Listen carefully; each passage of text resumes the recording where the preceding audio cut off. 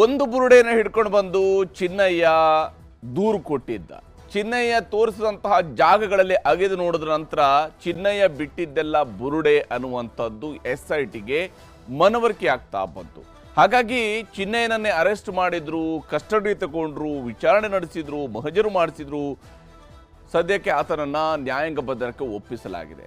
ಇದರ ನಡುವೆನೇ ಈ ಬುರುಡೆಯ ಬೆನ್ನು ಬಿದ್ದಿರತಕ್ಕಂತಹ SIT ತಂಡ ಮೊದಲಿಗೆ ಜಯಂತ್ ಅವರನ್ನ ವಿಚಾರಣೆಗೊಳಪಡಿಸ್ತು. ಅದಾದ ಮೇಲೆ ಗಿರೀಶ್ ಮಟ್ಟಣ್ಣನವರವರನ್ನ ವಿಚಾರಣೆಗೊಳಪಡಿಸಲಾಯಿತು. ಕಡೆಯದಾಗಿ ಸೌಜನ್ಯಳ ಮಾವ ವಿಠಲ್ ಗೌಡರನ್ನ ವಿಚಾರಣೆಗೆ ಒಳಪಡಿಸಲಾಯಿತು. ವಿಠಲ್ ಗೌಡ ಹೇಳೋ ಪ್ರಕಾರ ಈಗಾಗಲೇ 2 ಬಾರಿ ವಿಠಲ್ ಗೌಡರನ್ನ ಈ ಬಂಗ್ಲೆಗುಡ್ಡೆಗೆ ಕರ್ಕೊಂಡು ಹೋಗಲಾಗಿದೆ. ಬಂಗ್ಲೆಗುಡ್ಡೆಯಲ್ಲಿ ಒಂದಲ್ಲ 8 ಬುರುಡೆಗಳನ್ನು ತೋರಿಸೋದಾಗಿ ಹೇಳ್ತಾ ಇದ್ದಾರೆ. ಅಂದರೆ 8 ಅಸ್ಥಿ ಪಂಜರಗಳು ಅಲ್ಲಿ ಇದಾವೆ ಅನ್ನೋದನ್ನ ಹೇಳ್ತಾ ಇದ್ದಾರೆ. ಹೀಗೆ ಬಗೆದಷ್ಟು ಬಯಲಾಗ್ತಾ ಇದೆ ಧರ್ಮಸ್ಥಳದ ಬಂಗ್ಲೆಗುಡ್ಡ ರಹಸ್ಯ. ಬಂಗ್ಲೆಗುಡ್ಡದಲ್ಲಿ ಏನಿದೆ? ಬಂಗ್ಲೆಗುಡ್ಡದಲ್ಲಿ SIT ಇಂದ ರಹಸ್ಯವಾಗಿ ಶೋಧ ಕಾರ್ಯಾಚರಣೆಯು ಕೂಡ ನಡೆದಿದೆ. ಬಂಗ್ಲೆಗುಡ್ಡಕ್ಕೆ ವಿಠಲ್ ಗೌಡರನ್ನ ಕರ್ಕೊಂಡು ಹೋಗಿ ಅಲ್ಲಿ ಶೋಧಿಸಲಾಗಿದೆ. ವಿಠಲ್ ಗೌಡ ಹೇಳಿಕೆಯಂತೆ ಶೋಧ ನಡೆದಿದೆ. ಬುರುಡೆ ಮೂಳೆಗಳು ಪತ್ತೆಯಾಗಿದ್ದಾವೆ ಅನ್ನೋದರ ಬಗ್ಗೆ ವಿಠಲ್ ಗೌಡ ಹೇಳ್ತಾ ಇರುವಂಥದ್ದು. ಇನ್ನೂ ಕೂಡ ಅಧಿಕೃತವಾಗಿ ಏನು SIT ಅವರು ಹೇಳಿಲ್ಲ.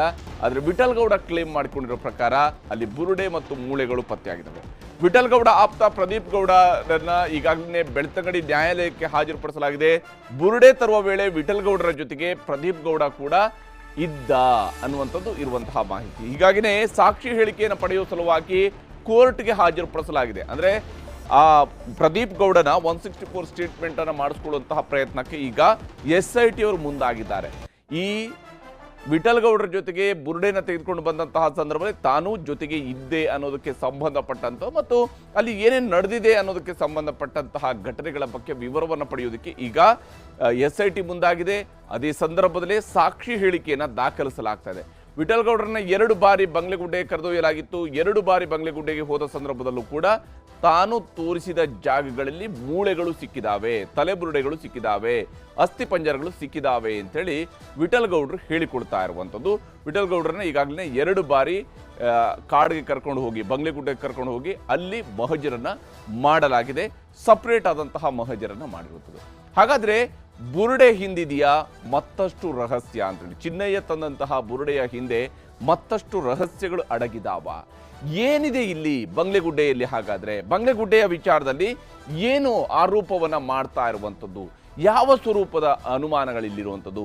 ಇದು ಸಾಮೂಹಿಕ ಸಮಾಧಿಯೋ ಅಥವಾ ಬೇರೆನ್ಯಾವ ಸ್ವರೂಪದ್ದು ಅನ್ನೋದರ ಬಗ್ಗೆಯೂ ಕೂಡ ಅನುಮಾನಗಳಿದ್ದಾವೆ, ಪ್ರಶ್ನೆಗಳಿದ್ದಾವೆ.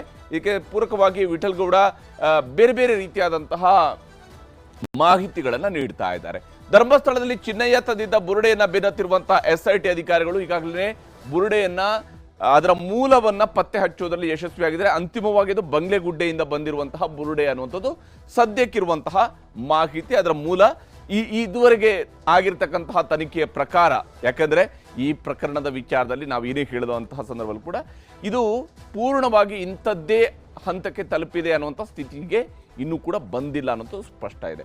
ಜಯಂತ್ ಟಿ, ಗಿರೀಶ್ ಭಟ್ಟಣ್ಣವರ್ ಹಾಗೆಯೇ ಪ್ರದೀಪ್ ಗೌಡರ ವಿಚಾರಣೆಯನ್ನು ಕೂಡ ನಡೆಸಲಾಗ್ತಾ ಇದೆ. ಒಂದ್ ಕಡೆಯಲ್ಲಿ ಜಯಂತ್ ಹಾಗೆಯೇ ಗಿರೀಶ್ ಮಟ್ಟಣ್ಣವರ್, ಮತ್ತೊಂದು ಕಡೆಯಲ್ಲಿ ಪ್ರದೀಪ್ ಗೌಡ, ವಿಠಲ್ ಗೌಡರ ಜೊತೆಗಿರುವಂತಹ ಅವರ ಆಪ್ತ ಡ್ರೈವರ್ ಕೂಡ ಆಗಿರುವಂತಹ ಪ್ರದೀಪ್ ಗೌಡ, ಈ ಮೂವರ ವಿಚಾರಣೆಯನ್ನು ಕೂಡ ಇವತ್ತು SIT ಅವರು ಮಾಡಿದ್ದಾರೆ. ಪ್ರದೀಪ್ ಗೌಡರನ್ನ ಕೋರ್ಟ್ಗೂ ಕೂಡ ಕರ್ಕೊಂಡು ಹೋಗಿದ್ದಾರೆ. ವಿಚಾರಣೆ ನಡುವೆಯೇ ವಿಠಲ್ ಗೌಡ ಹೇಳಿಕೆಯಂತೆ ಬಂಗ್ಲೆಗುಡ್ಡದಲ್ಲಿ ಶೋಧವೂ ಕೂಡ ನಡೆದಿದೆ. ಬಂಗ್ಲೆಗುಡ್ಡಕ್ಕೆ ಕರ್ಕೊಂಡು ಹೋಗಿ ಅಲ್ಲಿ ಶೋಧವನ್ನು ನಡೆಸಲಾಗಿದೆ. ವಿಠಲ್ ಗೌಡರನ್ನು ಕೂಡ ಅಲ್ಲಿಗೆ ಕರೆದೊಯ್ಯಲಾಗಿತ್ತು. ಇದು ಬಹಳ ಇಂಪಾರ್ಟೆಂಟ್ ಆಗಿರ್ತಕ್ಕಂಥ ಅಂಶ. 2 ಬಾರಿ ವಿಠಲ್ ಗೌಡರನ್ನ ಅಲ್ಲಿಗೆ ಕರ್ಕೊಂಡು ಹೋಗಲಾಗಿತ್ತು. ಅದು SIT ಅವರು ಕರ್ಕೊಂಡು ಹೋಗಿರೋದನ್ನು ಕೂಡ ನೋಡಿದ್ವಿ. ವಿಠಲ್ ಗೌಡನನ್ನ ಕರೆದೊಯ್ದು ಶೋಧ ನಡೆಸಿರುವಂತಹ SIT ಅಧಿಕಾರಿಗಳು ಬಂಗ್ಲೆಗುಡ್ಡಕ್ಕೆ ಕರ್ಕೊಂಡು ಹೋಗಿರುವಂಥದ್ದು ಕೇವಲ ಚಿನ್ನಯ್ಯ ತಂದಿದ್ದ ಬುರುಡೆಯ ಮೂಲವನ್ನ ಮಾತ್ರ ನೋಡೋದಕ್ಕಲ್ಲ, ಬದಲಿಗೆ ವಿಠಲ್ ಗೌಡ ಹೇಳೋ ಪ್ರಕಾರ ಅದರ ಹೊರತಾದಂತಹ ತಲೆ ಬುರುಡೆಗಳನ್ನ ಅಥವಾ ಅಸ್ಥಿ ಪಂಜರಗಳನ್ನ ತಾನು ತೋರಿಸಿದ್ದೀನಿ ಅಂತ ವಿಠಲ್ ಗೌಡರನ್ನು ಕೂಡ ಕರ್ಕೊಂಡು ಹೋಗಿದ್ರು. ಅಧಿಕಾರಿಗಳ ಮುಂದೆ ಬುರುಡೆ ಅಸ್ಥಿ ತೋರಿಸಿರುವಂತಹ ವಿಠಲ್ ಗೌಡ, ಅಂದ್ರೆ ತಾವು ತೆಗೆದುಕೊಂಡು ಬಂದಿದ್ದಂತಹ ಬುರುಡೆ, ಚಿನ್ನಯ್ಯನ ಜೊತೆಗೆ ಹೋಗಿ ತೆಗೆದುಕೊಂಡು ಬಂದಂತಹ ಬುರುಡೆ ಮತ್ತು ಅದರ ಹತ್ತಿರದಲ್ಲೇ ಇರತಕ್ಕಂತಹ ಅಸ್ಥಿ ಪಂಜರಗಳು, ಇದರ ಬಗ್ಗೆಯೂ ಕೂಡ ವಿಠಲ್ ಗೌಡ ಈಗ ಮಾಹಿತಿಯನ್ನ ಹಂಚಿಕೊಂಡಿರುವಂಥದ್ದು. ಹಾಗೆಯೇ ಅಧಿಕಾರಿಗಳ ಮುಂದೆ ಬುರುಡೆ ಮತ್ತು ಅಸ್ಥಿಯನ್ನ ವಿಠಲ್ಗೌಡ ತೋರಿಸಿದ್ದೀನಿ ತಿಳ್ಕೊಂಡು ವಿಠಲ್ಗೌಡ ಕ್ಲೇಮ್ ಮಾಡ್ಕೊಳ್ತಾ ಇದ್ದಾರೆ. ಗೊತ್ತಿಲ್ಲ, ಅಧಿಕೃತವಾಗಿ ಗೊತ್ತಿಲ್ಲ, ಯಾಕಂದ್ರೆ SIT ಯಾವುದನ್ನು ಕೂಡ ದೃಢಪಡಿಸಿಲ್ಲ. ಇಲ್ಲಿ ವಿಠಲ್ಗೌಡ ಹೇಳುವಂತಹ ಈ ಬುರುಡೆಯ ಕತೆ ಹೇಗಿದೆ ಅಂತೇಳಿ ನಾವು ಗಮನಿಸಬೇಕು. ಏನಿದು ಬುರುಡೆ, ಏನ್ ಕತೆ ಇದು ಅಂತ ಹೇಳುವಂತ ನಾವು ಗಮನಿಸಬೇಕಾಗಿರುವಂಥದ್ದು. ಬಂಗ್ಲೆಗುಡ್ಡಕ್ಕೆ 2 ಸಲ ಕರ್ಕೊಂಡು ಹೋಗಿದ್ದಾರೆ, ತನ್ನನ್ನ 2 ಬಾರಿ ಬಂಗ್ಲೆಗುಡ್ಡಕ್ಕೆ ಕರ್ಕೊಂಡು ಹೋಗಿದ್ದಾರೆ. ಈ 2 ಬಾರಿ ಹೋದಂತಹ ಸಂದರ್ಭದಲ್ಲೂ ಕೂಡ ಅಲ್ಲಿ ಮನುಷ್ಯರ ಅಸ್ಥಿಪಂಜರಗಳು ಸಿಕ್ಕಿವೆ. 2 ಬಾರಿ ಬಂಗ್ಲೆಗುಡ್ಡಕ್ಕೆ ಹೋದಾಗಲೂ ಕೂಡ ಅಲ್ಲಿ ಮನುಷ್ಯರ ಅಸ್ಥಿಪಂಜರಗಳು ಸಿಕ್ಕಿವೆ ಅನ್ನೋದನ್ನ ವಿಠಲ್ಗೌಡ ಹೇಳ್ತಾ ಇರುವಂಥದ್ದು. ಮೊದಲನೇ ಸಲ 3, ಎರಡನೇ ಸಲ 5 ಅಸ್ಥಿಪಂಜರಗಳು ಸಿಕ್ಕಿವೆ. ಅಂದ್ರೆ ಅಲ್ಲಿಗೆ ಒಟ್ಟು 8 ಅಸ್ಥಿಪಂಜರಗಳು ಈ ಬಂಗ್ಲೆಗುಡ್ಡೆಯಲ್ಲಿ ಸಿಕ್ಕಿವೆ ಅನ್ನುವಂಥದ್ದು ವಿಠಲ್ಗೌಡ ಅವರು ಹೇಳಿರುವಂತಹ ಮಾತು. ಆದ್ರೆ ಹೋಗಿರ್ತಕ್ಕಂತಹ ಅಧಿಕಾರಿಗಳು ಬರಿಗೈಯಲ್ಲಿ ವಾಪಸ್ ಆಗಿದ್ದಾರೆ. ಅವರೇನು ಮೂಟೆಯಲ್ಲಿ ತುಂಬಿಕೊಂಡಾಗ್ಲಿ ಅಥವಾ ಹಿಂದೆ ಯಾವ ಸ್ವರೂಪದಲ್ಲಿ ಉಪ್ಪಿನ ಚೀಲವನ್ನು ತೆಗೆದುಕೊಂಡು ಹೋಗಿ ಅದರ ಮೂಲಕವಾಗಿ ತುಂಬಿಸ್ಕೊಂಡು ಬಂದದ್ದಾಗ್ಲಿ ಅಥವಾ ಮಹಜರ್ ಮಾಡಿದ್ದಾಗ್ಲಿ ಇದು ನಡೆದಿಲ್ಲ. ಸ್ಥಳ ಮಹಜರ್ ನಡೆದಿದೆ ಹೊರತು ಆ ಅಸ್ಥಿ ಪಂಜರಗಳನ್ನ ಮಹಜರ್ ಮಾಡೋದಕ್ಕೆ ಹಿಂದೆ AC ನೇತೃತ್ವದಲ್ಲಿ ಅಲ್ಲಿ ಬಂದಿರ್ತಿದ್ದಿಲ್ಲ, ಆ ಪ್ರಕ್ರಿಯೆಗಳು ಅಲ್ಲಿ ನಡೆದಂಗೆ ಕಾಣಲಿಲ್ಲ. ಆದ್ರೆ ವಿಠಲ್ಗೌಡರು ಹೇಳ್ತಿದ್ದಾರೆ ಅಲ್ಲಿ ಅಸ್ಥಿ ಪಂಜರಗಳು ಸಿಕ್ಕಿದಾವೆ, ಮಗುವಿನ ಮೂಳೆ ಕೂಡ ಇದ್ದ ಹಾಗೆ ಇದೆ. ಅಂದ್ರೆ ಆ ಒಂದು ತಾನು ನೋಡಿದಂತಹ ಸಂದರ್ಭದಲ್ಲಿ ಕಂಡಂತಹ ಒಂದು ಅಸ್ಥಿಪಂಜರ ಅದೊಂದು ಮಗುವಿನ ಅಸ್ಥಿಪಂಜರದ ರೀತಿಯಲ್ಲಿ ಕೂಡ ಗೋಚರಿಸ್ತಾ ಇತ್ತು ಅನ್ನುವಂಥದ್ದು ವಿಠಲ್ಗೌಡರು ಹೇಳ್ತಿರುವಂತಹ ಮಾಹಿತಿ. ವಾಮಾಚಾರಕ್ಕೆ ಬಳಸುವಂತಹ ಕಳಶಗಳು ಕೂಡ ಅಲ್ಲಿವೆ ಅಂತೇಳಿ, ವಾಮಾಚಾರಕ್ಕೆ ಬಳಸ್ತಕ್ಕಂತಹ ಕಳಶಗಳನ್ನು ಕೂಡ ನಾವು ಅಲ್ಲಿ ನೋಡಿದ್ದೀವಿ. ಅಂದ್ರೆ ಈ ಬುರುಡೆಗಳನ್ನ, ಈ ಅಸ್ಥಿಪಂಜರಗಳು ವಾಮಾಚಾರದ ಸಂದರ್ಭದಲ್ಲಿ ಬಳಕೆ ಆಗಿರುವಂಥದ್ದು ಅನ್ನೋದ್ರ ಬಗ್ಗೆ ಒಂದು ಅನುಮಾನ ಬರುವಂಥದ್ದು ವಿಠಲ್ಗೌಡರ ಮಾತಿನಿಂದ. SIT ಅಧಿಕಾರಿಗಳಿಗೆ ಆ ವಿಚಾರವನ್ನು ನಾನು ಹೇಳಿದ್ದೇನೆ. ಅಂದ್ರೆ ತಾವಲ್ಲಿ ನೋಡಿರುವಂಥದ್ದು ಮತ್ತು ತಾವು ತೋರಿಸಿರುವಂಥದ್ದು ಮತ್ತು ಅಲ್ಲಿರುವಂತಹ ಕಳಶಗಳನ್ನು ನೋಡಿದಾಗ ಅದು ವಾಮಾಚಾರಕ್ಕೆ ಸಂಬಂಧಪಟ್ಟಂತೆ ಇದೆ ಅಂತ ಹೇಳುವಂಥ ಕೂಡ ನಾನು SIT ಅವರಿಗೆ ಹೇಳಿದ್ದೀನಿ. ಗುಡ್ಡದ ನಡುವೆ ಮಣ್ಣು ಜಾರಿದ ಸ್ಥಿತಿಯಲ್ಲಿದೆ, ಅಂದ್ರೆ ಗುಡ್ಡದ ಒಂದು ಭಾಗದಲ್ಲಿ ಮಣ್ಣು ಜಾರಿದ ರೀತಿಯಲ್ಲಿ ಇದೆ ಅಥವಾ ಅದನ್ನ ಅಗದು ಹಾಕಿರುವಂತಹ ರೀತಿಯಲ್ಲಿ ಇದೆ ಅನ್ನೋದ್ರ ಬಗ್ಗೆ ಅವರು ಜಾರಿದ ಸ್ಥಿತಿಯಲ್ಲಿದೆ ಅಂತ ಹೇಳಿ ಹೇಳ್ಕೊಂಡಿದ್ದಾರೆ. ಆ ಜಾಗದಲ್ಲಿ ಎಲುಬುಗಳ ರಾಶಿ ಇರಬಹುದು. ನೋಡಿ, ಇದು ವಿಠಲ್ಗೌಡರಿಗೆ ಇರುವಂತಹ ಅನುಮಾನ. ಅಂದ್ರೆ ಆ ಜಾಗದಲ್ಲಿ ಇನ್ನೂ ಕೂಡ ಹೂತು ಹಾಕಿರ್ತಕ್ಕಂಥ ಎಲುಬುಗಳ ರಾಶಿ ಇರಬಹುದು, ಅಲ್ಲಿ ಮಣ್ಣು ಜಾರದ ರೀತಿಯಲ್ಲಿ ಇದೆ ಅಂತೇಳಿ ಹೇಳ್ಕೊಂಡಿದ್ದಾರೆ. 4-5 ಅಡಿ ಕೆಳಗೆ ಅಸ್ಥಿಗಳ ರಾಶಿ ಇರಬಹುದು ಅನ್ನೋದನ್ನ ವಿಠಲ್ಗೌಡರು ಹೇಳ್ತಿದ್ದಾರೆ. ಹೀಗಾಗಿ ಮತ್ತೆ ಅಲ್ಲಿ ಭೂಮಿಯಾಗಿದ್ದು ನೋಡ್ತಾರಾ SIT ಅವರು ಅನ್ನುವಂತಹ ಪ್ರಶ್ನೆ ಇದ್ದೇ ಇದೆ, ಈ ಅನುಮಾನ ಇದ್ದೇ ಇರುವಂಥದ್ದು. ಅವರು ಭೂಮಿಯಾಗಿದ್ದು ನೋಡ್ತಾರಾ ಇಲ್ವಾ ಅಂತ ಹೇಳಿ. ಎಲುಬುಗಳು ಅಲ್ಲಲ್ಲಿ ಚದುರುಕೊಂಡಂತಹ ಸ್ಥಿತಿಯಲ್ಲಿದ್ದಾವೆ, ಅಂದ್ರೆ ಬೇರೆ ಬೇರೆ ಕಡೆಗಳಲ್ಲಿ ಎಲುಬುಗಳು ಬಿದ್ದಿದ್ದಾವೆ, ಒಂದೇ ಕಡೆಯಲ್ಲಿ ಅಸ್ಥಿಪಂಜರ ಹೇಗೆ ಮಲಗಿಸಿದ ರೀತಿಯಲ್ಲಿ ಇದ್ದಂಗೆ ಇಲ್ಲ ಅನ್ನುವಂಥದ್ದು ಈಗ ಅವ್ರು ಹೇಳ್ತಿರುವಂತಹ ಮಾಹಿತಿಯ ಪ್ರಕಾರ ಇರುವಂಥದ್ದು.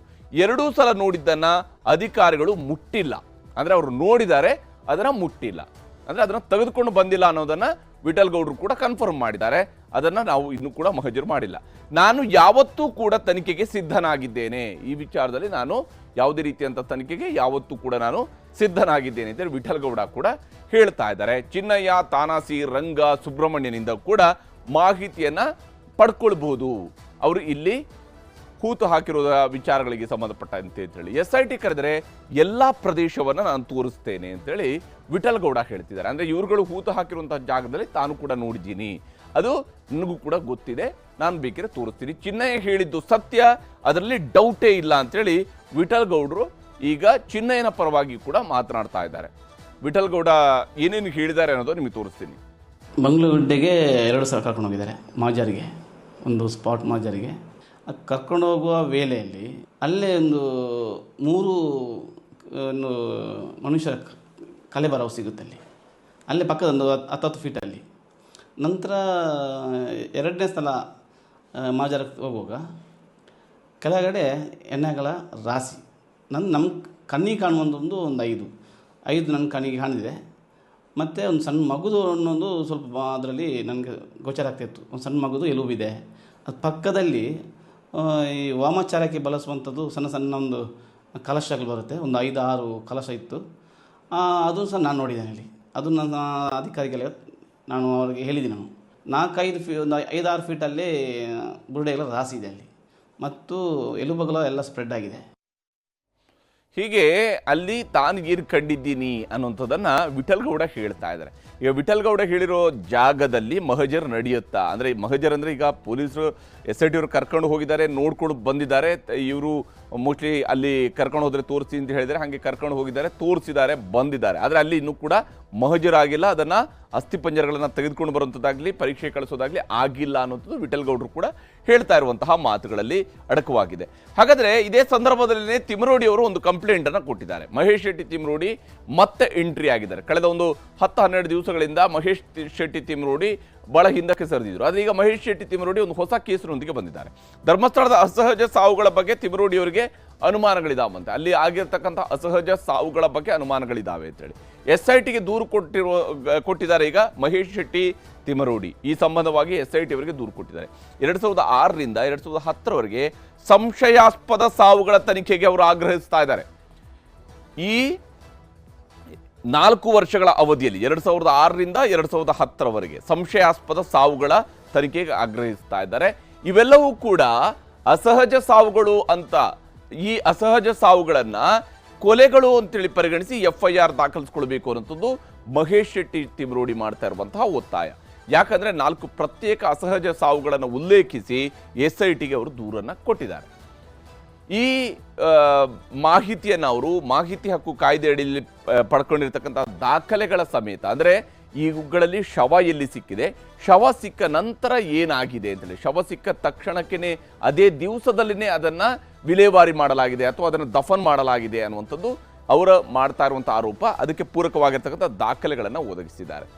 ಈ ವಿಚಾರಕ್ಕೆ ಸಂಬಂಧಪಟ್ಟಂತೆ ಈ ದೂರುಗಳು ಸಲ್ಲಿಕೆ ಆಗ್ತಾ ಇರುವಂಥದ್ದು, ಈ ಕಡೆ ವಿಠಲ್ ಗೌಡರು ನೀಡ್ತಿರುವಂಥ ಹೇಳಿಕೆ, ಈ ಎಲ್ಲ ವಿಚಾರಗಳಿಗೆ ಸಂಬಂಧಪಟ್ಟಂತೆ SIT ತನಿಖೆಯ ಬಗ್ಗೆ ಡಾಕ್ಟರ್ ಜಿ ಪರಮೇಶ್ವರ್ ಅವರು ಮಾತನಾಡಿದರೆ ತೋರಿಸ್ತೀನಿ.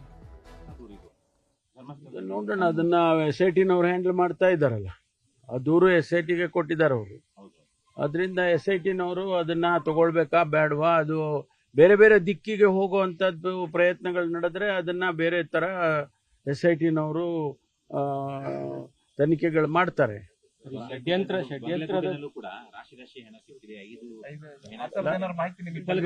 ಅದೇ ಅದನ್ನೆಲ್ಲ SITನವರೇ ನೋಡ್ಬೇಕು.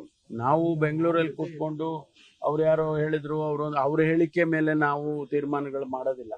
SITನವ್ರ ಮುಂದೆ ಅವ್ರೇನು ಕಂಪ್ಲೇಂಟ್ಸ್ ಕೊಟ್ಟಿರ್ತಾರೆ, ಅದಕ್ಕೇನಾದ್ರೂ ಎವಿಡೆನ್ಸ್ಗಳು ಕೊಟ್ಟಿರ್ತಾರೆ, ಅವೆಲ್ಲ ನೋಡಿ ತೀರ್ಮಾನಗಳನ್ನು SITನವ್ರು ಮಾಡ್ತಾರೆ.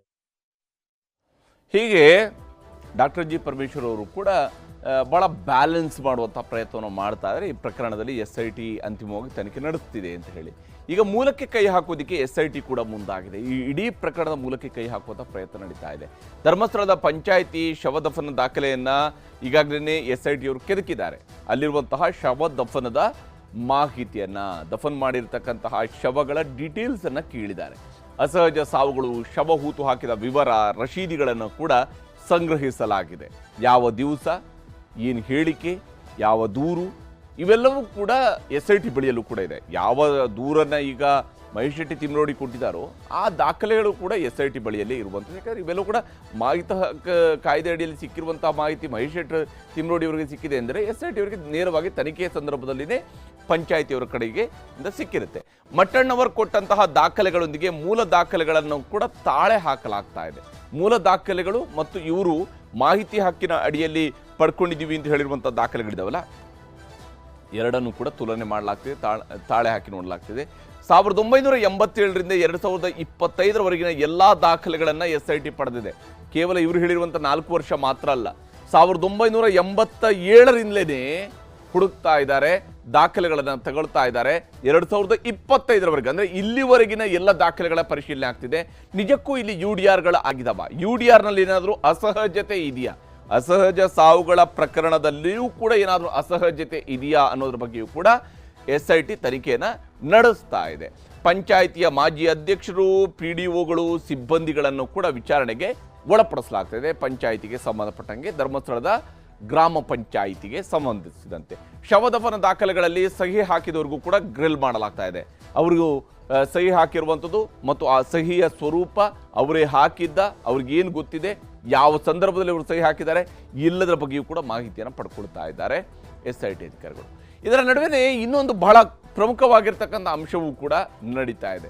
ಯಾವ ಚಿನ್ನಯ್ಯ ಇಲ್ಲಿ ದೂರು ಕೊಡೋದಕ್ಕೆ ಬಂದು ಚಿನ್ನಯ್ಯನ ನಂತರ ಚಿನ್ನಯ್ಯನ ಜೊತೆಗೆ ಇದ್ದಂತಹವ್ರಿಗೆ ಯಾರ್ಯಾರಿದ್ದಾರಲ್ಲ ಅವರೆಲ್ಲರ ಮೊಬೈಲ್ಗಳನ್ನು ಕೂಡ ಈಗಾಗಲೇ SIT ಅವರು ಸೀಸ್ ಮಾಡ್ಕೊಂಡಿದ್ದಾರೆ, ತನಿಖೆಗೆ ಒಳಪಡಿಸ್ತಾ ಇದ್ದಾರೆ. ಬುರುಡೆ ರಹಸ್ಯವನ್ನು ಕೆದಕ್ತಾ ಇರುವಂಥ SIT ಇಂದ 9 ಮೊಬೈಲ್ಗಳನ್ನು ಈಗಾಗಲೇ ವಶಕ್ಕೆ ಪಡೆದು ತನಿಖೆಗೆ ಒಳಪಡಿಸಲಾಗಿದೆ. 9 ಮೊಬೈಲ್ ಫೋನ್ಗಳನ್ನು. ಇದರಲ್ಲಿ ಜಯಂತ್ ಅವರಿಗೆ ಸೇರಿರುವಂಥ 3 ಫೋನ್ಗಳು, ಮಟ್ಟಣ್ಣ ಅವರಿಗೆ ಸೇರಿರುವಂಥ 2 ಫೋನ್ಗಳು, ಅಭಿಷೇಕ್ಗೆ ಸೇರಿದಂಥ 2 ಫೋನ್ಗಳು, ಚಿನ್ನಯ್ಯನ 1 ಫೋನನ್ನು ವಶಕ್ಕೆ ಪಡೆಯಲಾಗಿದೆ. ಹೀಗೆ ಒಟ್ಟು 9 ಫೋನ್ಗಳನ್ನು ವಶಕ್ಕೆ ಪಡೆಯಲಾಗಿದೆ. ಎಲ್ಲರ ಮೊಬೈಲ್ಗಳ 6 ತಿಂಗಳ ಕಾಲ್ ಡೀಟೇಲ್ಸ್ ಬಗ್ಗೆ ಪರಿಶೀಲನೆಯನ್ನು ನಡೆಸಲಾಗ್ತಾ ಇದೆ. ಎಲ್ಲರ 6 ತಿಂಗಳ ಕಾಲ್ ಡೀಟೇಲ್ಸ್ ಅನ್ನು, ಕನಿಷ್ಠ 6 ತಿಂಗಳ ಕಾಲ್ ಡೀಟೇಲ್ಸ್ ಅನ್ನು ತೆಗಿತಾ ಇದ್ದಾರೆ. ಮೊಬೈಲ್ ಟ್ರ್ಯಾಕರ್ ಮೂಲಕವಾಗಿ ಲೊಕೇಶನ್ ಬಗ್ಗೆಯೂ ಕೂಡ ಶೋಧ ನಡೀತಾ ಇದೆ. ಸೊ ದ್ಯಾಟ್ ಅವರು ಎಲ್ಲಿದ್ದುಕೊಂಡು ಇವುಗಳನ್ನು ಮಾತನಾಡಿದ್ದಾರೆ, ಇವರ ನಡುವೆ ನೆಟ್ವರ್ಕಿಂಗ್ ಹೇಗಿದೆ, ಯಾರು ಯಾರಿಗೆ ಕರೆ ಮಾಡಿದ್ದಾರೆ, ಯಾವ ಸಂದರ್ಭದಲ್ಲಿ ಕರೆ ಮಾಡಿದ್ದಾರೆ, ಎಷ್ಟು ಸಲ ಕರೆ ಮಾಡಿದ್ದಾರೆ. ಮೊಬೈಲ್ ಸ್ಕ್ರೀನ್ ಮಿರರ್ ಇಮೇಜ್ಗೂ ಕೂಡ ಈಗಾಗಲೇ SIT ಮುಂದಾಗಿದೆ. ಆ ಮೂಲಕವಾಗಿ ಪ್ರತಿಯೊಂದು ದಾಖಲೆಯನ್ನು ಕೂಡ ಮೊಬೈಲ್ನಲ್ಲಿ ಸಿಗಬಹುದಾಗಿರುವ ಪ್ರತಿಯೊಂದು ದಾಖಲೆಯನ್ನು ಸಂಗ್ರಹಿಸಲಾಗ್ತಾ ಇದೆ. ಮೊಬೈಲ್ನಿಂದ ಸಂಪೂರ್ಣ ಡಾಟಾ ವರ್ಗ ಮಾಡಲಾಗುತ್ತೆ. ಅಂದರೆ ಇವರು ಮಾತಾಡಿರ್ತಕ್ಕಂಥದ್ದು ಅಥವಾ ಇವರ ಸಂಭಾಷಣೆಯ ವಿಚಾರಗಳು ಏನೇನು ಇದ್ದಿರ್ಬೋದು ಅಥವಾ ಮೆಸೇಜ್ಗಳೇನು ಹರಿದಾಡಿರ್ಬೋದು, ಇದರ ಬಗ್ಗೆಯೂ ಕೂಡ ನೋಡಲಾಗ್ತದೆ. ವಿಡಿಯೋ, ಆಡಿಯೋ, ಫೋಟೋ, ಫೈಲ್ಸ್ ಎಲ್ಲವನ್ನೂ ಕೂಡ ಈಗಾಗಲೇ ವರ್ಗಾವಣೆ ಮಾಡಿಕೊಳ್ಳಲಾಗಿದೆ. ಆ ಮೂಲಕ ಪ್ರತಿ ಒಂದು ಅಂಶವನ್ನು ಕೂಡ SIT ಇಲ್ಲಿ ತನಿಖೆಗೆ ಒಳಪಡಿಸಲಾಗಿದೆ. ಡಿಲೀಟ್ ಸೇರಿದಂತೆ ಎಲ್ಲ ಮಾಹಿತಿಗಳನ್ನು ಕೂಡ ರಿಟ್ರೀವ್ ಮಾಡ್ತಾರೆ. ಅಂದರೆ ಯಾವುದನ್ನಾದರೂ ಆಡಿಯೋವನ್ನು ಡಿಲೀಟ್ ಮಾಡಿದರೆ ಅಥವಾ ವಿಡಿಯೋವನ್ನು ಡಿಲೀಟ್ ಮಾಡಿದರೆ ಅಥವಾ ಕಾಲ್ ರೆಕಾರ್ಡ್ಸನ್ನು ಡಿಲೀಟ್ ಮಾಡಿದರೆ ಅವೆಲ್ಲವನ್ನು ಕೂಡ ರಿಟ್ರೀವ್ ಮಾಡ್ತಾ ಇದ್ದಾರೆ.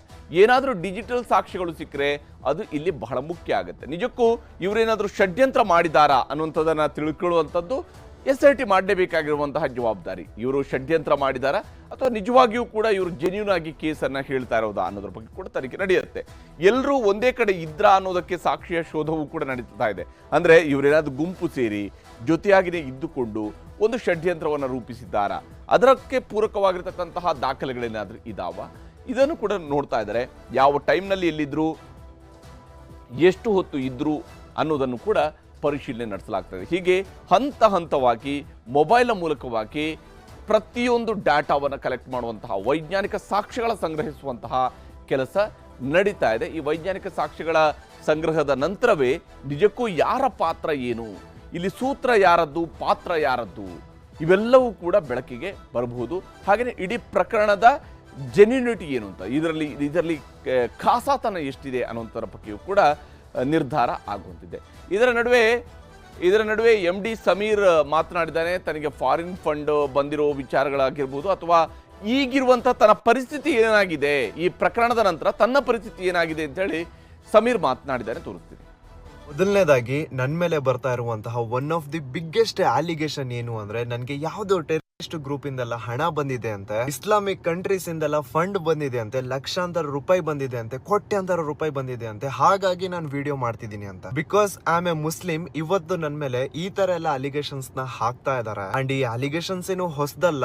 ನಾನು ಸೌಜನ್ಯ ಪರ ಮಾಡಿದಂತಹ ಮೊದಲನೇ ವಿಡಿಯೋ ಇಂದ ಇದನ್ನೆಲ್ಲ ನಾನು ಕೇಳ್ತಾನೆ ಇದ್ದೀನಿ. ಸೊ ಅವತ್ತು ಹೇಳಿದ್ದೆ, ಇವತ್ತು ಹೇಳ್ತೀನಿ, ನನ್ಗೆ ಯಾವುದೇ ರೀತಿ ಫಂಡ್ ಬಂದಿಲ್ಲ. ಆ ತರ ಏನಾದ್ರೂ ದುಡ್ಡಿಸ್ಕೊಂಡು ನಾನು ವಿಡಿಯೋ ಮಾಡಿದ್ದೆ ಆಗಿದ್ರೆ ತನಿಖೆಯಲ್ಲಿ ಇಷ್ಟೊತ್ತಿಗೆ ಹೊರಗೆ ಬಂದಿರೋದಲ್ವಾ. ಪೊಲೀಸ್ ಅವ್ರ ಹತ್ರ ನನ್ನ ಆಧಾರ್ ಕಾರ್ಡ್ ಇಂದ ಹಿಡಿದು ಡ್ರೈವಿಂಗ್ ಲೈಸೆನ್ಸ್, ಪ್ಯಾನ್ ಕಾರ್ಡ್, ನಾನು ಓದಿರುವಂತಹ ಸ್ಕೂಲ್ ಡೀಟೇಲ್ಸ್, ನನ್ನ ಹತ್ರ ಇರುವಂತಹ ಕಾರ್ದು RC card, bike the RC card, ಮನೆನ ಲೀಸ್ ಅಗ್ರಿಮೆಂಟ್, ಬ್ಯಾಂಕ್ ಪಾಸ್ಬುಕ್ ಪ್ರತಿ ಒಂದು ಕೊಟ್ಟಿದ್ದೀನಿ. ಬೇಕಿದ್ರೆ ನೋಡಿ, ನನ್ನ ಹತ್ರ ಟೋಟಲ್ 2 ಬ್ಯಾಂಕ್ ಅಕೌಂಟ್ಸ್ ಇವೆ. ಇದು ಒಂದು ಬ್ಯಾಂಕ್ ಅಕೌಂಟ್ ನ 1 ಇಯರ್ ನ ಬ್ಯಾಂಕ್ ಸ್ಟೇಟ್ಮೆಂಟ್. ಇದನ್ನ ಈಗ ಆಲ್ರೆಡಿ ನಾನು ಸಂಬಂಧಪಟ್ಟ ಅಧಿಕಾರಿಗಳಿಗೆ ಕೊಟ್ಟಿದ್ದೀನಿ. ಅಂಡ್ ಇನ್ನೊಂದು ಬ್ಯಾಂಕ್ ಅಕೌಂಟ್ ನ ಸ್ಟೇಟ್ಮೆಂಟ್ ಸಹ ಇಲ್ಲೇ ಇದೆ. ಇದನ್ನು ಕೂಡ ಈಗ ಆಲ್ರೆಡಿ ನಾನು ಸಂಬಂಧಪಟ್ಟ ಅಧಿಕಾರಿಗಳಿಗೆ ಸಬ್ಮಿಟ್ ಮಾಡಿದ್ದೀನಿ. ತನಿಖೆ ನಡೀತಾ ಇದೆ. ತನಿಖೆ ಮಾಡ್ಲಿ ಅಲ್ಲ, ನಮ್ಮ ಮನ್ಸಾಕ್ಷಿಗೆ ಗೊತ್ತು, ನನಗ್ ಗೊತ್ತು ನಾನೇನು ತಪ್ಪು ಮಾಡಿ.